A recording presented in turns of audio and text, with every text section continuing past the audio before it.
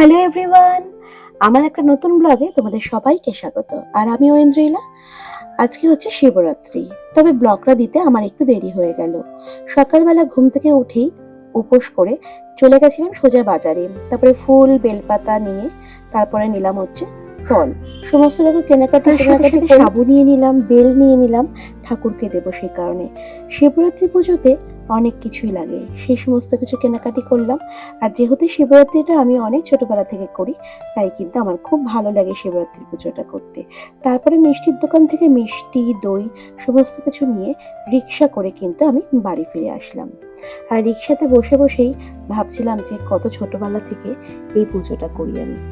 আর সামনে রিক্সা দেখলে আমার একদমই হাঁটতে ইচ্ছা করে না। আর আমার মা বলে আমি নাকি একদমই বেলা ছাড়া বাজার যেতে পারি না। এই পুজো আশ্রা করার সময় উপোস করলে কি হয়, একটু শরীরটা খারাপ খারাপ লাগে, কিন্তু আমি আর ওইসব কথাবার্তা না শুনেই বাজার চলে গেলাম। সেদিন যেহেতু ছুটি ছিল, একটু দেরি করেই বাজারে গেলাম। তারপরে ফুল টুলগুলো সব ধুয়ে নিলাম, ফল টুলগুলো সব ধুয়ে নিলাম। 5 রকমের ফল কিন্তু আমি দুপুরবেলাতেই ঠাকুরের মাথায় চড়াবো। ঠাকুরকে আমি সুন্দর করে স্নান করিয়ে নিয়েছি, শিব ঠাকুরকে দুধ, গঙ্গা জল, ডাবের জল দিয়ে। তারপরে কিন্তু ঠাকুরকে মিষ্টি, মালা, সমস্ত রকমের ফুল টুল দিয়ে। আর হ্যাঁ, আমি একটা জায়গায় শুনেছিলাম ঠাকুরকে দুর্ব অর্পণ করতে হয়, 11টা, 3টে, 5টা সেরকমই করে ফেলেছিলাম, ঠাকুরকে দিয়ে দিয়েছিলাম। আমরা এখন যাচ্ছি পুজো দিতে, মানে আজকে যেহেতু শিবরাত্রি সেই জন্য, মানে আমরা বলতে আমি একা, আর মা যাচ্ছে আর দিদিভাই সাথে যাচ্ছে আমাকে ছাড়তে, মানে আমার সাথে যাচ্ছে। আর ঐক্য যাচ্ছে, ঐক্য বাবার সাথে স্কুটিতে। তো চলো পুজোটা আগে দিয়ে নিই, মন্দিরে যাই, ওখানে গিয়ে পুজোটা দেবো। বাড়িতে একবার দিয়েছি, এখন মন্দিরে একবার দেবো।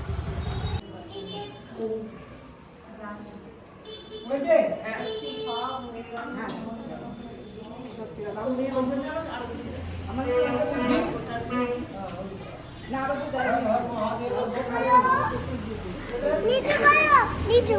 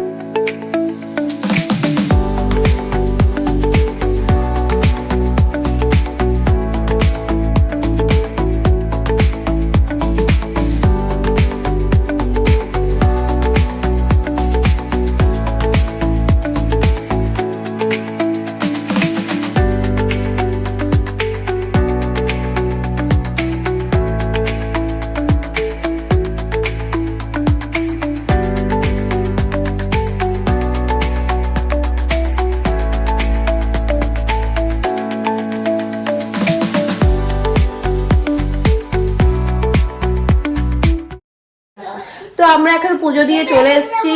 ঐক্য গেছিল আমার সাথে, ঐক্য খুব মজা করছিল দিয়ে পুজোটা দিয়ে চলে আসলাম। এখন আমার সাবু মাখা খাবো, সেটা অলরেডি প্রিপারেশন অলরেডি শুরু হয়ে গেছে।